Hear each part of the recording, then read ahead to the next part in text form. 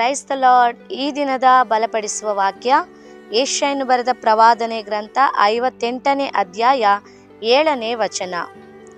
ಹಸಿದವರಿಗೆ ಅನ್ನವನ್ನು ಹಂಚುವುದು, ಅಲೆಯುತ್ತಿರುವ ಬಡವರನ್ನು ಮನೆಗೆ ಬರಮಾಡಿಕೊಳ್ಳುವುದು, ಬೆತ್ತಲೆಯವರನ್ನು ಕಂಡಾಗೆಲ್ಲ ಅವರಿಗೆ ಹೊದಿಸುವುದು, ನಿನ್ನಂತೆ ನರನಾಗಿರುವ ಯಾವನಿಗೇ ಆಗಲಿ ಮುಖ ತಪ್ಪಿಸಿಕೊಳ್ಳದಿರುವುದು, ಇವುಗಳೇ ನನಗೆ ಇಷ್ಟವಾದ ಉಪವಾಸ ವ್ರತವಲ್ಲವೇ. ಹಲ್ಲೆಲೂಯಾ. ಪ್ರಿಯ ದೇವರ ಮಕ್ಕಳೇ, ಈ ದಿನ ಕರ್ತನು ನಮ್ಮನ್ನು ಬಲಪಡಿಸುತ್ತಿರುವ ಮಾತು, ಆತನಿಗೆ ಇಷ್ಟವಾದ ಒಂದು ಉಪವಾಸ ಏನೆಂಬುದಾಗಿ ನಾವು ತಿಳಿದುಕೊಳ್ಳಬೇಕು ಎಂಬುದೇ ಒಂದು ಮಾತಾಗಿದೆ. ಹಲ್ಲೆಲೂಯಾ. ಈ ದಿನ ವಿಶೇಷವಾಗಿ ಶುಕ್ರವಾರ. ಹಲ್ಲೆಲೂಯಾ. ಈ ದಿನ ಅನೇಕರು ಸಭೆಗಳಿಗೆ ಹೋಗ್ತೀರಾ, ಅನೇಕರು ಮನೆಯಲ್ಲಿ ಉಪವಾಸ ಇದ್ದು ಪ್ರಾರ್ಥನೆ ಮಾಡ್ತೀರಾ. ಎಲ್ಲರೂ ಕೂಡ ಖಂಡಿತವಾಗಿ ಶುಕ್ರವಾರನ ಒಂದು ಉಪವಾಸ ದಿನವಾಗಿ ಗುರುತಿಸಿರ್ತೀರ, ಅದೊಂದು ವಿಶೇಷವಾಗಿ ಆಚರಿಸ್ತೀರ. ನಾವು ಮಾತ್ರ ಅಲ್ಲ, ಲೋಕದ ಅನೇಕರು ಕ್ರಿಸ್ತನ ಪ್ರೀತಿಯನ್ನು ಅರಿಯದವರು ಸಹ ಈ ದಿನವನ್ನು ಒಂದು ವಿಶೇಷವಾಗಿ ಆಚರಿಸ್ತಾರೆ. ಹಲ್ಲೆಲೂಯಾ. ಆದರೆ ನಾವು ಹೆಚ್ಚಾಗಿ ಕ್ರೈಸ್ತರಾಗಿರುವ ನಾವು ಪ್ರತಿ ಮಂಗಳವಾರ ಉಪವಾಸ ಇರ್ತೇವೆ, ಶುಕ್ರವಾರ ಉಪವಾಸ ಇರ್ತೇವೆ, ಶನಿವಾರ ಉಪವಾಸ ಇರ್ತೇವೆ. ಇನ್ನು ನಮ್ಮ ಕಾರ್ಯಗಳು ಏನಾದರೂ ನಡಿಬೇಕು ಅಂತಂದರೆ 7 ದಿನಗಳು ಉಪವಾಸ ಇರ್ತೇವೆ, 21 ದಿನ ಉಪವಾಸ ಇರ್ತೇವೆ. ಹಲ್ಲೆಲೂಯಾ. ಇನ್ನು ಅನೇಕರು ತಿಂಗಳಾನುಗಟ್ಟಲೆ ಉಪವಾಸ ಇರ್ತೇವೆ, 40 ದಿನ ಉಪವಾಸ ಇರ್ತೇವೆ. ಎಲ್ಲವೂ ಸರಿನೇ, ಆದರೆ ದೇವರು ಇಷ್ಟಪಡುವ ಉಪವಾಸ ಒಂದು ಇದೆ ಪ್ರಿಯರೇ. ಹಲ್ಲೆಲೂಯಾ. ಈ ದಿನ ನೀವು ಯಾವುದಕ್ಕಾಗಿ ಉಪವಾಸ ಇದ್ದೀರಾ? ಹಲ್ಲೆಲೂಯಾ. ನಿಮ್ಗೆ ಯಾವುದೋ ಒಂದು ಹಣ ಬರಬೇಕು, ಉಪವಾಸ ಇದ್ದೀರಾ. ಓಕೆ. ನಿಮಗೆ ಕೆಲಸ ಬರಬೇಕು, ಉಪವಾಸ ಇದ್ದೀರಾ. ನಿಮಗೆ ಮಕ್ಕಳಾಗಬೇಕು, ಉಪವಾಸ ಇದ್ದೀರಾ. ಇಲ್ಲ ಮದುವೆ ಕಾರ್ಯಗಳು ನಡಿಬೇಕು, ಉಪವಾಸ ಇದ್ದೀರಾ. ಮನೆ ಕಟ್ಟಬೇಕು, ಉಪವಾಸ ಇದ್ದೀರಾ. ಹಲ್ಲೆಲೂಯಾ. ಯಾವ ವಿಷಯಕ್ಕೂ ನೀವು ಉಪವಾಸ ಇದ್ದೀರಾ, ಸರಿನೇ. ಆದರೆ ಆ ಉಪವಾಸ ದಿನಗಳಲ್ಲಿ ನಿಮ್ಮ ಕಾರ್ಯಗಳು ಹೇಗಿದೆ ನೋಡ್ರಿ. ಅದೇ ಯೆಶಾಯನು ಬರೆದ ಪ್ರವಾದನೆ ಗ್ರಂಥ 58ನೇ ಅಧ್ಯಾಯ 5ನೇ ವಚನ ಹೇಳ್ತದೆ, ತನ್ನ ಆತ್ಮವನ್ನು ಕುಂದಿಸಿಕೊಳ್ಳುವುದಕ್ಕಾಗಿ ನಾನು ನೇಮಿಸಿದ ಉಪವಾಸ ದಿನವು ಇಂಥದೋ ಎಂಬುದಾಗಿ ದೇವರು ಕೇಳ್ತಾ ಇದ್ದಾರೆ. ನಾವು ಏನು ಮಾಡ್ತಾ ಇದ್ದೀವಿ? ಉಪವಾಸ ಎಂಬ ಹೆಸರಿನಲ್ಲಿ ನಮ್ಮ ಆತ್ಮವನ್ನು ಏನು ಮಾಡ್ತಾ ಇದ್ದೀವಿ? ಕುಂದಿಸಿಕೊಳ್ತಾ ಇದ್ದೀವಿ, ಅಂದರೆ ಕುಗ್ಗಿಸ್ತಾ ಇದ್ದೀವಿ, ನಮ್ಮ ಆತ್ಮವನ್ನು ಬಲಹೀನಪಡಿಸ್ತಾ ಇದ್ದೀವಿ. ಹಲ್ಲೆಲೂಯಾ. ಅಂದರೆ ನಾನು ಯಾವಾಗಲೂ ಹೇಳ್ತೀನಿ, ನಮ್ಮ ಶರೀರಕ್ಕೆ ಒಳ್ಳೆಯ ಆಹಾರ, ಒಳ್ಳೆಯ ಪೌಷ್ಟಿಕಾಂಶ, ಒಳ್ಳೆಯ ವಿಟಮಿನ್ಗಳು ಸಿಗುವಾಗ, ಒಳ್ಳೆಯ ತರಕಾರಿ ಮತ್ತು ಒಳ್ಳೆಯ ಸೊಪ್ಪು, ಒಳ್ಳೆಯ ಮಾಂಸಾಹಾರ ಸಿಕ್ಕಬೇಕಾದ್ರೆ ನಮ್ಮ ಶರೀರ ಬಲಗೊಳ್ತದೆ ಪ್ರಿಯರೇ. ಅದೇ ರೀತಿ ಇಲ್ಲಿ ದೇವರ ವಾಕ್ಯ ಗಮನಿಸಿ ಹೋದರೆ, ಆತ್ಮವನ್ನು ಕುಂದಿಸಿಕೊಳ್ಳುವುದಕ್ಕಾಗಿ ನಾನು ನೇಮಿಸಿದ ಉಪವಾಸ ದಿನವು ಇಂಥದೋ ಎಂಬುದಾಗಿ ದೇವರು ಕೇಳ್ತಾ ಇದ್ದಾರೆ. ಆಗ ನಮ್ಮ ಆತ್ಮವನ್ನು ನಾವು ಕುಂದಿಸ್ತಾ ಇದ್ದೀವಂತೆ. ಅಲ್ಲಿ ಆಗ ನಮ್ಮ ಆತ್ಮಕ್ಕೆ ಬೇಕಾಗಿ ಇದು ಏನು ಗೊತ್ತಾ? ಯಾವಾಗಲೂ ಹೇಳ್ತೀನಿ ಪ್ರಿಯರೇ, ನಮ್ಮ ಆತ್ಮಕ್ಕೆ ಬೇಕಾದದ್ದು ಪ್ರಾರ್ಥನೆ. ಹಲ್ಲೆಲೂಯಾ. ಈ ನನ್ನ ಆತ್ಮಕ್ಕೆ ಬೇಕಾಗಿರೋದು ಪ್ರಾರ್ಥನೆ, ನನ್ನ ಆತ್ಮಕ್ಕೆ ಬೇಕಾಗಿರೋದು ವಾಕ್ಯ. ಹಲ್ಲೆಲೂಯಾ. ಈ ವಾಕ್ಯಕ್ಕೆ ನಾನು ಆ ದಿನ ಕೊಡಬೇಕಾಗಿರೋದು ಉಪವಾಸ ಇದ್ದೀನಿ, ಸರಿ. ಶರೀರ ಏನು ಉಪವಾಸದಲ್ಲಿದೆ, ನಾನು ನೀರು ಕುಡಿಯೋದಿಲ್ಲ. ಇನ್ನು ಕೆಲವರು ನಾನು ಉಪ್ಪು ಹಾಕಿದ್ರೆ ಮಜ್ಜಿಗೆ ಕುಡಿಯೋದಿಲ್ಲ, ನಾನು ಜ್ಯೂಸ್ ಕುಡಿಯೋದಿಲ್ಲ. ಇನ್ನು ಕೆಲವರು ಉಪವಾಸ ನೋಡಿದ್ದೀನಿ, ನಾನು ಹಣ್ಣು ತಿಂತೇನೆ, ಅನ್ನ ತಿನ್ನೋದಿಲ್ಲ. ಅಲ್ಲಿ ಅನೇಕ ರೀತಿ ಉಪವಾಸ ಮಾಡ್ತಾರೆ. ಆದರೆ ಉಪವಾಸ ಇಂಥದ್ದು ಅಂತ ನಾವು ಹೇಳೋದಕ್ಕೆ ಬರೋದಿಲ್ಲ. ಕೆಲವರ ಬಲಹೀನತೆ ಒಂದೊಂದು ರೀತಿಯಾಗಿರ್ತದೆ. ಹಲ್ಲೆಲೂಯಾ. ನೀರು ಮಾತ್ರ ಖಂಡಿತವಾಗಿ ಪ್ರಿಯರೇ, ನೀವು ಎಂಥ ಉಪವಾಸ ಮಾಡೋರೇ ಆಗಿದ್ರು ಚೆನ್ನಾಗಿ ನಾವು ನೀರು ಕುಡಿಲೇಬೇಕು. ಹಲ್ಲೆಲೂಯಾ. ನೀರು ಕುಡಿಯೋದ್ರಲ್ಲಿ ಯಾವ ತಪ್ಪು ಇಲ್ಲ. ನೀವು ನಿಸ್ಸಂದೇಹವಾಗಿ ಚೆನ್ನಾಗಿ ನೀರು ಕುಡಿದು ನೀವೇನು ಮಾಡಿ ಉಪವಾಸವನ್ನು ಮಾಡಿ. ಇನ್ನು ಕೆಲವರಿಗೆ ಬಲಹೀನತೆ ಮಧ್ಯೆ ನೀವು ಉಪವಾಸ ಮಾಡ್ತೀರಾ, ಪರವಾಗಿಲ್ಲ. ಮಧ್ಯದಲ್ಲಿ ನೀವು ದಿನನಿತ್ಯ ಉಪವಾಸ ಇದ್ದೀರಾ, ಅನೇಕ ದಿನಗಳು ಉಪವಾಸ ಇದ್ದೀರಂದರೆ ಖಂಡಿತವಾಗಿ ಒಂದು ದಿನಕ್ಕೆ 1 ಬಾರಿ ಆದರೂ ಯಾವುದಾದ್ರೂ ಒಂದು ಜ್ಯೂಸನ್ನು ತೆಗೆದುಕೊಳ್ಳೋದ್ರಲ್ಲಿ ತಪ್ಪೇ ಇಲ್ಲ, ಮಜ್ಜಿಗೆ ತೊಗೊಳೋದ್ರಲ್ಲಿ ತಪ್ಪಿಲ್ಲ. ಅದು ನೀವು ಹೇಗೆ ಉಪವಾಸ, ಈಗ ಒಂದು ಅರ್ಧ ದಿನ ಉಪವಾಸ ಇರ್ತೀನಿ, ಹಣ್ಣು ಜ್ಯೂಸ್ ಕುಡಿತೀನಿ, ಮಜ್ಜಿಗೆ ಕುಡಿತೀನಿ, ತುಂಬ ತಪ್ಪಾಗುತ್ತೆ. ನಾವು ಒಂದು 7 ದಿನ ಇದ್ದೀವಿ, 21 ದಿನ ಇದ್ದೀವಿ, 40 ದಿನ ಇದ್ದೀವಿ, ಖಂಡಿತ ಆ ಟೈಮಲ್ಲಿ ಬೇಕಾದ್ರೆ ಒಂದು ಗ್ಲಾಸ್ ನಾವು ಜ್ಯೂಸೋ ನೀರೋ ಮಜ್ಜಿಗೆನೋ ಏನೊಂದು ತಗೋಬೋದು ಪ್ರಿಯರೇ. ಹಲ್ಲೆಲೂಯಾ. ಆದರೆ ನೀರು ಮಾತ್ರ ತಪ್ಪಿಸ್ಬೇಡಿ, ಚೆನ್ನಾಗಿ ನೀರು ಕುಡಿತಾ ಇರಿ. ಹಲ್ಲೆಲೂಯಾ. ದೇವರ ವಾಕ್ಯ ಹೇಳ್ತಿದೆ, ನಾವು ಜ್ಞಾನವುಳ್ಳವರಾಗಿರಬೇಕು. ಹಲ್ಲೆಲೂಯಾ. ನಿಷ್ಕಪಟಿಗಳಾಗಿರಬೇಕು ಕೆಲವು ವಿಷಯದಲ್ಲಿ, ಮತ್ತು ಜ್ಞಾನವುಳ್ಳವರಾಗಿ ಇರಬೇಕು ಎಂಬುದಾಗಿ ದೇವರ ವಾಕ್ಯ ಹೇಳ್ತದೆ. ಈಗ ಈ ಉಪವಾಸ ಮಾಡುವಾಗ ನಾವು ಏನು ಮಾಡ್ತಾ ಇದ್ದೀವಿ? ಆತ್ಮವನ್ನು ಕುಂದಿಸ್ಕೊಳ್ತಾ ಇದ್ದೀವಿ. ಅಂದರೆ ಎಲ್ಲರೂ ಉಪವಾಸ ಮಾಡ್ತೀರಾ, ಆದರೆ ಅನೇಕರು ಉಪವಾಸ ಮಾಡ್ತಾನೆ ಕೆಲಸಕ್ಕೆ ಹೋಗ್ತೀರಾ. ಹಲ್ಲೆಲೂಯ. ಇನ್ನೂ ಅನೇಕರು ಏನು ಮಾಡ್ತೀರಾ, ಮನೆಯಲ್ಲಿ ಉಪವಾಸವಿದ್ದರೂ ಕೂಡ ನೀವು ಆ ಟೈಮಲ್ಲಿ ನಿಮ್ಮ ಮನೆ ಕೆಲಸ ಎಲ್ಲ ಮಾಡಿಕೊಳ್ತೀರಾ. ಬಟ್ಟೆ ಒಗೆಯೋದು ಅವತ್ತೇ ಹೆಚ್ಚಾಗಿ ಅಡುಗೆಗಳು ಮಾಡೋದು, ಅವತ್ತೇ ಹೆಚ್ಚಾಗಿ ಮನೇಲಿರೋ ಬೇಡದಿರೋ ಕೆಲಸ ಎಲ್ಲ ಹೇಳ್ಕೊಂಡು ಮಾಡೋದು. ಹೆಚ್ಚು ಸಮಯ ನೀವು ಏನು ಮಾಡ್ತಾ ಇದ್ದೀರಾ ಅಂದರೆ ಕೆಲಸ ಮಾಡ್ತಾ ಇದ್ದೀರಾ. ಅನೇಕರು ಕೆಲಸಕ್ಕೆ ಹೋಗಿ ಉಪವಾಸ ಮಾಡ್ತಾ ಇದ್ದೀರಾ, ಮನೇಲಿರೋ ಕೆಲಸ ಎಲ್ಲ ಮಾಡಿ ಉಪವಾಸ ಮಾಡ್ತಾ ಇದ್ದೀರಾ. ಈ ರೀತಿ ಎಲ್ಲ ಉಪವಾಸ ಮಾಡ್ತಾ ಇದ್ದೀರಾ. ಆದರೆ ಎಷ್ಟು ಸಮಯ ಪ್ರಾರ್ಥನೆ ಮಾಡ್ತಾ ಇದ್ದೀರಾ? ಆಗ ನಿಮ್ಮ ಶರೀರನೂ ಬಲಹೀನ ಆಗುತ್ತೆ. ಎರಡನೇದಾಗಿ ನೀವು ಉಪವಾಸ ಇರುವಾಗ ನಿಮ್ಮ ಆತ್ಮ ಬಲಹೀನ ಆಗುತ್ತೆ. ಶರೀರ ಬಲಹೀನ ಆಗೋದು ಎಲ್ಲರಿಗೂ ಗೊತ್ತಾಗುತ್ತೆ ಉಪವಾಸದಲ್ಲಿ. ಆದರೆ ಆ ಉಪವಾಸ ಇರಬೇಕಾದ್ರೆ ನಿಮ್ಮ ಶರೀರ, ನಿಮ್ಮ ಆತ್ಮ ಎಲ್ಲ ಕೂಡ ಬಲಹೀನ ಆಗ್ತಾ ಇದೆ. ಯಾಕೆಂದರೆ ನಿನ್ನ ಆತ್ಮ ಕಾಯ್ತಾ ಇದೆ, ಇವತ್ತು ಉಪವಾಸ ಇದೆಯಲ್ಲ, ಈ ಶರೀರ, ಈ ಆತ್ಮ ನನ್ನನ್ನು ಏನಾದರೂ ಬಲಪಡಿಸುತ್ತಾ ಅಂತ ಆತ್ಮ ಎದುರು ನೋಡುತ್ತೆ. ಆಗ ಉಪವಾಸ ಇರುವಾಗ ಆದಷ್ಟು ಕೆಲಸ ಕಡಿಮೆ ಮಾಡಿ ಹೆಚ್ಚಾಗಿ ದೇವರ ಹಾಡುಗಳನ್ನು ಹಾಡೋದು, ಹೆಚ್ಚಾಗಿ ಸ್ತುತಿ ಮಾಡೋದು, ಹೆಚ್ಚಾಗಿ ಬೈಬಲ್ ಓದೋದು, ಹೆಚ್ಚಾಗಿ ಪ್ರಾರ್ಥನೆ ಮಾಡೋದು, ಅಧಿಕವಾಗಿ ದೇವರ ಸಮ್ಮುಖದಲ್ಲಿ ಸಮಯ ಕಳೆಯೋದು. ಈ ರೀತಿ ನೀವು ಮಾಡಿದಾಗ ನಿಮ್ಮ ಆತ್ಮ ಬಲಗೊಳ್ತದೆ ಪ್ರಿಯರೇ. ಹಲ್ಲೆಲೂಯಾ. ಆದ್ದರಿಂದ ಈ ರೀತಿ ಒಂದು ಉಪವಾಸವನ್ನು ನಾವು ಅಭ್ಯಾಸ ಮಾಡಿಕೊಳ್ಬೇಕು ಯೇಸು ನಾಮದಲ್ಲಿ. ಹಲ್ಲೆಲೂಯಾ. ಇದು ಒಂದು ಸರಿಯಾದ ಕ್ರಮವಾದ ಉಪವಾಸ ಅಂದರೆ ದೇವರೊಟ್ಟಿಗೆ ವಾಸ ಮಾಡುವಂಥದ್ದು, ದೇವರೊಟ್ಟಿಗೆ ಸಮಯವನ್ನು ಕಳೆಯುವುದು ಸರಿಯಾದ ಕ್ರಮವಾದ ನಿಜವಾದ ಉಪವಾಸ ಆಗಿದೆ. ಹಲ್ಲೆಲೂಯಾ. ಈ ರೀತಿಯಾಗಿದ್ದು ನೀವು ಕಾರ್ಯಗಳಿಗಾಗಿ ಪ್ರಾರ್ಥನೆ ಮಾಡಲಿ. ಅದೇ ಸಮಯದಲ್ಲಿ ಹೆಚ್ಚಾಗಿ ನಮ್ಮ ಸ್ವಂತ ಕಾರ್ಯಗಳಿಗೆ ಪ್ರಾರ್ಥನೆ ಮಾಡೋದನ್ನು ಕಡಿಮೆ ಮಾಡಿರಿ. ಯಾಕೆ ಗೊತ್ತಾ, ದೇವರ ವಾಕ್ಯ ಹೇಳ್ತದೆ, ನೀನು ಮೊದಲು ದೇವರ ರಾಜ್ಯಕ್ಕಾಗಿ ನೀತಿಗಾಗಿ ತವಕಪಡು, ಅದ್ರ ಕೂಡ ಎಲ್ಲವನ್ನು ದೇವರು ಕೊಡ್ತಾರೆ ಎಂಬುದಾಗಿ ವಾಗ್ದಾನ ಮಾಡಿದ್ದಾರೆ. ವಾಗ್ದಾನ ಮಾಡಿದ ಆತನು ನಂಬಿಗಸ್ತನು. ಆದ್ದರಿಂದ ಅವ್ರಿಗೆ ಎಲ್ಲವನ್ನು ಕೊಡ್ತಾರೆ. ಆದರೆ ನಾವು ದೇವರ ರಾಜ್ಯ ನೀತಿಗಾಗಿ ತವಕ ಪಡಬೇಕು. ಅದಕ್ಕಾಗಿ ನಾವು ತವಕ ಪಡುವಾಗ ಖಂಡಿತ ಈ ಲೋಕದ ಎಲ್ಲ ಆಶೀರ್ವಾದ ಯೇಸು ನಾಮದಲ್ಲಿ ಪ್ರಿಯರೇ ನಮಗೆ ಬರ್ತದೆ. ಹಲ್ಲೆಲೂಯಾ. ಆಗ ನಾವೇನು ಮಾಡಬೇಕು, ಹೆಚ್ಚು ಉಪವಾಸ ಯಾಕೆ ಮಾಡಬೇಕಂದ್ರೆ, ನಿಮ್ಮ ಕುಟುಂಬದಲ್ಲಿ ಯಾರಾದರೂ ರಕ್ಷಣೆ ಹೊಂದದೇ ಇರೋರಾದರೆ ಅವರಿಗಾಗಿ ಉಪವಾಸ ಮಾಡಿರಿ. ಇನ್ನು ನಿಮ್ಮ ಬಂಧುಗಳಲ್ಲಿ, ನಿಮ್ಮ ಸ್ನೇಹಿತರುಗಳಲ್ಲಿ ಯಾರಾದರೂ ರಕ್ಷಣೆ ಹೊಂದದೇ ಇರೋರಾದರೆ ಅವರಿಗಾಗಿ ಪ್ರಾರ್ಥನೆ ಮಾಡಿರಿ. ಯಾರಾದರೂ ಕಾಯಿಲೆಯಲ್ಲಿರೋದಾದರೆ ಅವರಿಗಾಗಿ ಉಪವಾಸ ಮಾಡಿರಿ. ಯಾರಾದರೂ ಹಣದ ಇಕ್ಕಟ್ಟಿನಲ್ಲಿದ್ದರೆ ಅವರಿಗಾಗಿ ಪ್ರಾರ್ಥನೆ ಮಾಡಿರಿ. ಅನೇಕರು ಅನೇಕ ವಿಧವಾದ ಹೋರಾಟ ಬಂಧನಗಳಲ್ಲಿರ್ತಾರೆ, ಅವರಿಗಾಗಿ ಪ್ರಾರ್ಥನೆ. ಆದಷ್ಟು ಬೇರೆಯವರಿಗಾಗಿ ಹೆಚ್ಚಾಗಿ ಉಪವಾಸ ಇರೋದಕ್ಕೆ ಪ್ರಯತ್ನ ಮಾಡಿರಿ.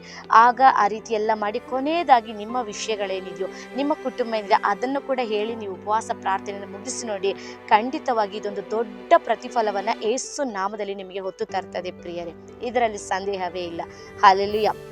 ಇದು ಉಪವಾಸವಾಗಿದೆ. ಆದರೆ ಈ ದಿನ ನಾವು ನೋಡಿಕೊಳ್ತಿರೋ ವಾಕ್ಯ ಹೇಳ್ತದೆ ನೋಡ್ರಿ, ನಮ್ಮ ಉಪವಾಸ ಏನಾಗಿದೆ ಅಂತ. ಇದು ಒಂದು ಉಪವಾಸ. ಆದರೆ ಇನ್ನೊಂದು ರೀತಿ ಉಪವಾಸ ಇದೆ ಪ್ರಿಯರೇ. ಇದು ನಾವು ವರ್ಷದಲ್ಲಿ 365 ದಿನವೂ ಕೂಡ ನಾವು ಈ ಉಪವಾಸವನ್ನು ಮಾಡ್ಬೋದು.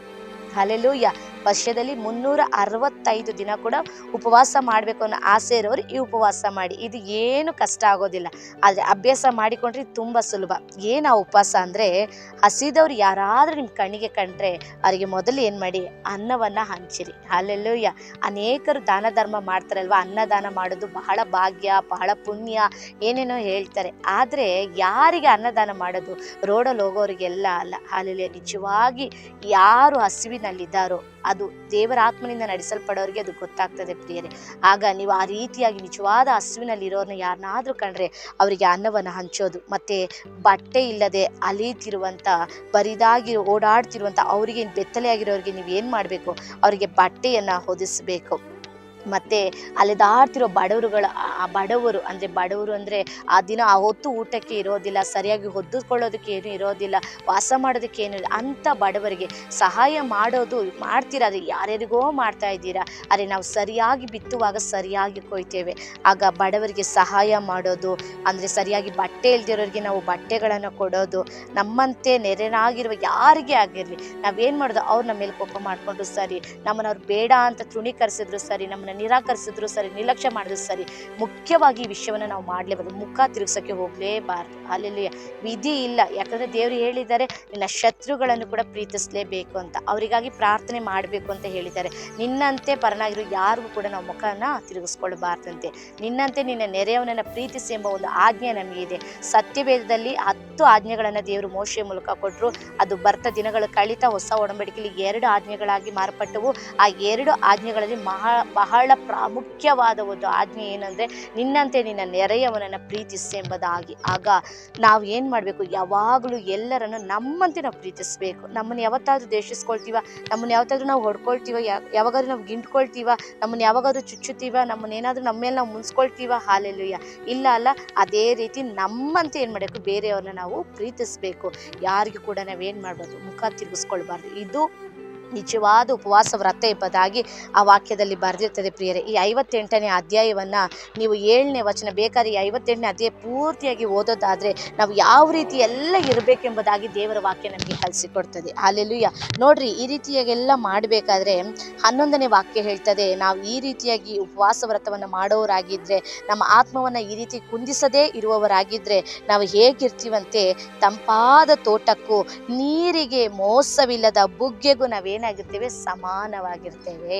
ಅಲ್ಲೆಲ್ಲಿಯ ತಂಪಾದ ತೋಟ ಹೇಗಿರ್ತದೆ, ಅಲ್ಲಿ ಹೋದರೆ ಇನ್ನೂ ಸ್ವಲ್ಪ ಹೊತ್ತು ಕೂತ್ಕೊಬೇಕು, ಇನ್ನೂ ಸ್ವಲ್ಪ ಹೊತ್ತು ಅಲ್ಲಿ ನಿದ್ರೆ ಮಾಡಬೇಕು, ಇನ್ನೂ ಸ್ವಲ್ಪ ಹೊತ್ತಲ್ಲಿ ಆಯಾಸ ತೀರಿಸ್ಕೊಳ್ಬೇಕು ಎಂಬುದಾಗಿ ಆ ತೋಟಕ್ಕೆ ಇರ್ತದೆ. ಈಗ ಅನೇಕರಿಗೆ ತೋಟಕ್ಕೆ ಹೋಗೋದಕ್ಕೆ ಆಸೆ, ಚಿಕ್ಕ ಮಕ್ಕಳಿಗೆ, ಯವನ ಮಕ್ಕಳಿಗೆ, ಎಲ್ಲರಿಗೂ ಕೂಡ ಆಸೆ. ಅದು ತಂಪಾದ ತೋಟ ಅಂದರೆ ಬಿಸಿಲಲ್ಲಿ ಅಲ್ದು ಹೋಗಿರ್ತೀವಿ, ಆದರೆ ಆ ತಂಪಾದ ತೋಟದೊಳಗೆ ಹೋಗ್ಬೇಕಾದ್ರೆ ಏನೋ ತಿಳಿದ ಒಂದು ಆನಂದ, ಮನೋಲ್ಲಾಸ, ಒಂದು ಉತ್ಸಾಹ ಬರ್ತದಲ್ವಾ.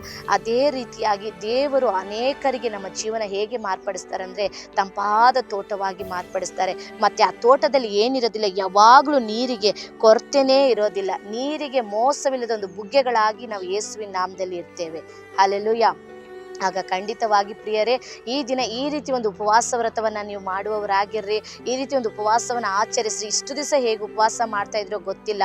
ಉಪವಾಸ ಅದು ದೇವರೊಟ್ಟಿಗೆ ವಾಸ ಮಾಡುವಂಥದ್ದಾಗಿದೆ. ಕೆಲಸಕ್ಕೆ ಹೋಗೋರು ದಯವಿಟ್ಟು ಉಪವಾಸಗಳನ್ನು ನಿಲ್ಲಿಸ್ರಿ. ನೀವು ರಾತ್ರಿ ಎಷ್ಟು ಗಂಟೆಗೆ ಬರ್ತೀರೋ ಆಗ ಪ್ಲ್ಯಾನ್ ಮಾಡ್ಕೊಳ್ರಿ. ರಾತ್ರಿ ಹೊತ್ತು ಒಂದು 2 ಗಂಟೆ ಸಮಯ ಆದರೂ ಕೂಡ ನೀವು ಪ್ರಾರ್ಥನೆ ಮಾಡಿ, ರಾತ್ರಿ ಹೊತ್ತು ಊಟವನ್ನು ಬಿಟ್ಟು ಬೇಕಾದ್ರೆ ಒಂದು 12 ಗಂಟೆವರೆಗೂ ಪ್ರಾರ್ಥನೆ ಮಾಡಿ, ವಾಕ್ಯಗಳನ್ನು ಓದಿ, ನಿಮ್ಮ ಕಾರ್ಯಗಳನ್ನು ಒಪ್ಪಿಸಿ, ಅನೇಕರಿಗೆ ಪ್ರಾರ್ಥನೆ ಮಾಡಿ ಮಲಗರಿ. ಖಂಡಿತವಾಗಿ ದೇವರು ನಿಮ್ಮನ್ನು ಆಶೀರ್ವದಿಸ್ತಾರೆ. ಉಪವಾಸ ಮಾಡಿಲ್ಲ ಅಂತ ದೇವರು ನಿಮ್ಮನ್ನು ಕೇಳೋದಿಲ್ಲ, ನಿಮ್ಮನ್ನೇನು ಕಣ್ಚುಚ್ಚೋದಿಲ್ಲ, ಏನೂ ಮಾಡೋದಿಲ್ಲ. ದಯವಿಟ್ಟು ಉಪವಾಸವನ್ನು ಒಂದು ಆಚರಣೆಯಾಗಿ ನೀವು ಮಾಡೋಕ್ಕೆ ಹೋಗಬೇಡ್ರಿ ಪ್ರಿಯರೇ. ಉಪವಾಸ ಅನ್ನೋದು ಅನೇಕರಿಗೆ ಒಂದು ಬಿಡುಗಡೆಯನ್ನು ಕೊಡುವಂಥದ್ದಾಗಿ ಮಾರ್ಪಳ್ಳಿ. ನೀವು ಉಪವಾಸ ಮಾಡುವಾಗ ಅನೇಕರು ರಕ್ಷಣೆ ಹೊಂದುತ್ತಾರೆ. ನೀವು ಉಪವಾಸ ಮಾಡುವಾಗ ನಿಮ್ಮ ಸ್ನೇಹಿತರು, ಬಂಧುಗಳು ದೇವರ ಕಡೆಗೆ ತಿರುಗಿಕೊಳ್ತಾರೆ. ಈ ರೀತಿ ಒಂದು ಉಪವಾಸವನ್ನು ಮಾಡಿರಿ. ಉಪವಾಸ ನಿಮ್ಮ ಶರೀರಕ್ಕೆ ಅಲ್ಲ, ಅದು ನಿಮ್ಮ ಆತ್ಮಕ್ಕೆ ಸಂಬಂಧಪಟ್ಟದ್ದಾಗಿದೆ. ಶರೀರವನ್ನು ಕೂಡ ಕುಗ್ಗಿಸ್ಬೇಡ್ರಿ, ಆತ್ಮವನ್ನು ಕುಗ್ಗಿಸಬೇಡ್ರಿ. ಹಾಲೆಲೂಯ. ಯೇಸು ನಾಮದಲ್ಲಿ ಉಪವಾಸ ಇರುವಾಗ ಹೆಚ್ಚಾಗಿ ಪ್ರೇಯರ್ ಮಾಡಿ, ಹೆಚ್ಚಾಗಿ ಬೈಬಲ್ ಓದಿ, ಹೆಚ್ಚಾಗಿ ಹಾಡುಗಳನ್ನ ಹಾಡಿ, ಮತ್ತು ಹೆಚ್ಚಾಗಿ ಅನೇಕರಿಗಾಗಿ ಪ್ರೇಯರ್ ಮಾಡಿರಿ. ನಮ್ಮ ಕುಟುಂಬಕ್ಕೆ ಏನು ಬೇಕು ನಮಗೆ ದೇವರಿಗೆ ಗೊತ್ತು, ಯಾಕಂದರೆ ನಾವು ಆತನ ಮಕ್ಕಳಾಗಿದ್ದೇವೆ. ಹಾಲೆಲೂಯ. ಎಷ್ಟು ಜನ ದೇವರ ಆತ್ಮನಿಂದ ನಡೆಸಲ್ಪಡ್ತಾರೋ ಅವರೆಲ್ಲರೂ ದೇವರ ಮಕ್ಕಳು ಅನ್ನಿಸಿಕೊಳ್ತಾರೆ ಎಂಬುದಾಗಿ ದೇವರ ವಾಕ್ಯ ಹೇಳಿದೆ. ನಾವು ದೇವರ ಆತ್ಮನಿಂದ ನಡೆಸಲ್ಪಡುವಾಗ ನಾವು ಆತನ ಮಕ್ಕಳಾಗಿದ್ದೇವೆ. ಮಕ್ಕಳಿಗೆ ಏನು ಬೇಕೋ ತಂದೆಗೆ ಗೊತ್ತು. ಆದ್ದರಿಂದ ಹೆಚ್ಚಾಗಿ ನಮಗೆ ಪ್ರಾರ್ಥನೆ ಮಾಡೋದಕ್ಕಿಂತ ಇತರರಿಗಾಗಿ ನಾವು ಹೆಚ್ಚಾಗಿ ಪ್ರಾರ್ಥನೆ ಮಾಡೋಣ. ಈ ದಿನ ಯಾರೆಲ್ಲ ಸಭೆಗೆ ಹೋಗ್ತಾ ಇದ್ದೀರೋ ನಿಮ್ಮ ಮನಸ್ಸಲ್ಲಿ ಇದು ಇಟ್ಕೊಳ್ರಿ. ಬೇರೆಯವರಿಗಾಗಿ ಹೆಚ್ಚು ಪ್ರಾರ್ಥನೆ ಮಾಡಿರಿ. ಉಪವಾಸವನ್ನು ಪರಿಶುದ್ಧವಾಗಿ ಆಚರಿಸ್ರಿ. ಉಪವಾಸದಲ್ಲಿ ಆಗದೇ ಇರುವ ಕಾರ್ಯಗಳು ಯಾವುದೇ ಇಲ್ಲ. ಉಪವಾಸದಲ್ಲಿ ಬಲವಾದ ಶಕ್ತಿ ಇಳಿತದೆ. ದೇವರು ನೋಡ್ರಿ, ಆ ದಿನ ಶಿಷ್ಯರ ಬಳಿಗೆ ಒಂದು ದೆವ್ವ ಹಿಡಿದ ವ್ಯಕ್ತಿಯನ್ನು ಕರೆದುಕೊಂಡು ಬರುವಾಗ ಅವರು ಎಷ್ಟೇ ಪ್ರಯತ್ನ ಮಾಡಿದ್ರು ಶಿಷ್ಯರ ಕೈಲಿ ಆ ದೆವ್ವವನ್ನು ಓಡಿಸೋದಕ್ಕಾಗೋದಿಲ್ಲ. ಆಗ ಯೇಸು ಕ್ರಿಸ್ತನ ಪ್ರಾರ್ಥನೆ ಮಾಡಿದಾಗ ಆ ದೆವ್ವ ಅವನನ್ನು ಬಿಟ್ಟು ಹೋಗ್ತದೆ. ಆಗ ಅವರ ತಂದೆ ಹೇಳ್ತಾರೆ, ನಿನ್ನ ಶಿಷ್ಯರ ಹತ್ರ ಇವನ್ನ ಕರ್ಕೊಂಡು ಬಂದೆ, ಆದರೆ ಅವ್ರಿಗೆ ಈ ದೆವ್ವನ ಓಡಿಸೋದಕ್ಕಾಗಲಿಲ್ಲ ಎಂಬುದಾಗಿ. ಆಗ ಯೇಸು ಸ್ವಾಮಿ ಹತ್ರ ಶಿಷ್ಯರು ಕೇಳ್ತಾರೆ, ಯೇಸುವೆ, ನಾವು ಅವನನ್ನು ಪ್ರಾರ್ಥನೆ ಮಾಡಿದಾಗ, ಅವನಿಗೆ ಪ್ರಾರ್ಥನೆ ಮಾಡಿದಾಗ ಆ ದೆವ್ವ ಹೋಗಲಿಲ್ಲ, ಯಾಕೆ ನಮಗೆ ಗೊತ್ತಿಲ್ಲ ಎಂಬುದಾಗಿ ಹೇಳಿದಾಗ ದೇವರು ಹೇಳ್ತಾರೆ, ಈ ಜಾತಿ ಸೈತಾನನು ಉಪವಾಸ ಮತ್ತು ಪ್ರಾರ್ಥನೆ ಅಲ್ಲದೆ ಬೇರೆ ಯಾವುದರಿಂದನೂ ಹೋಗೋದಿಲ್ಲ ಅಂತ. ಕೆಲವು ಕಠಿಣವಾದ ಸೈತಾನನ ಕ್ರಿಯೆಗಳು, ಹೋರಾಟಗಳು ಉಪವಾಸ ಮತ್ತು ಪ್ರಾರ್ಥನೆ. ಅಲ್ಲಿ ಸರಿಯಾಗಿ ವಾಕ್ಯವನ್ನು ಗಮನಿಸಿ ನೋಡಿ, ಯೇಸು ಕ್ರಿಸ್ತನ ಶಿಷ್ಯರಿಗೆ ಹೇಳಿರ್ತಾರೆ, ಉಪವಾಸ ಮತ್ತು ಪ್ರಾರ್ಥನೆ ಇಲ್ಲದೆ ಅದು ಹೋಗೋದೇ ಇಲ್ಲ ಎಂಬುದಾಗಿ. ಆದ್ದರಿಂದ ಬರೀ ಉಪವಾಸ ಮಾಡುವವರಾಗಿದ್ದರೆ ದಯವಿಟ್ಟು ಅದರೊಟ್ಟಿಗೆ ನೀವು ಪ್ರಾರ್ಥನೆ ಮಾಡುವವರಾಗಿರ್ರಿ, ಅದರೊಟ್ಟಿಗೆ ವಾಕ್ಯ ಧ್ಯಾನಿಸುವವರಾಗಿರ್ರಿ, ಅದರೊಟ್ಟಿಗೆ ನಂಬಿಕೆ ಉಳ್ಳವರಾಗಿರ್ರಿ. ಈ ರೀತಿ ಒಂದು ಉಪವಾಸವನ್ನು ಈ ದಿನದಿಂದ ಪ್ರಿಯರೇ ನಿಮ್ಮ ಜೀವನದಲ್ಲಿ ನೀವು ಮಾಡಲಿಕ್ಕೆ ಪ್ರಾರಂಭ ಮಾಡಿರಿ. ಉಪವಾಸ ಪ್ರಾರ್ಥನೆ ನಿಮ್ಮ ಕುಟುಂಬವನ್ನು, ನಿಮ್ಮ ಜೀವನವನ್ನು ಆಶೀರ್ವದಿಸೋದು ಮಾತ್ರ ಅಲ್ಲ, ನಿಮ್ಮ ಮೂಲಕ ಅನೇಕರು ಯೇಸುವಿನ ಬಳಿಗೆ ಬರೋದಕ್ಕೆ ಉಪವಾಸ ಪ್ರಯೋಜನಕಾರಿಯಾಗಿರ್ತದೆ. ಈ ರೀತಿಯ ಒಂದು ಪರಿಶುದ್ಧವಾದ ಉಪವಾಸವನ್ನು ಮಾಡಿರಿ.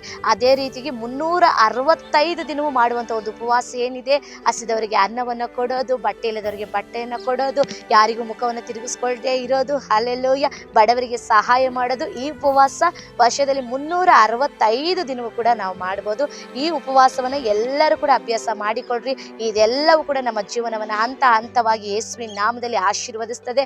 ಇದು ನಮ್ಮ ಸಂತತಿ ತಲೆಮಾರುಗಳಿಗೆ ಆಶೀರ್ವಾದವಾಗಿ ಮಾರ್ಪಡ್ತದೆ. ಖಂಡಿತವಾಗಿ ಈ ದಿನವನ್ನು ದೇವರು ನಿಮಗೆ ಆಶೀರ್ವಾದವಾಗಿ ಮಾರ್ಪಡಿಸಿಕೊಡ್ತಾರೆ. ಕ್ರಮವಾದ, ಸರಿಯಾದ, ದೇವರ ಚಿತ್ತಾನುಸಾರವಾದ, ದೇವರಿಗೆ ಇಷ್ಟವಾದ ಉಪವಾಸ ವ್ರತವನ್ನು ಮಾಡ್ರಿ.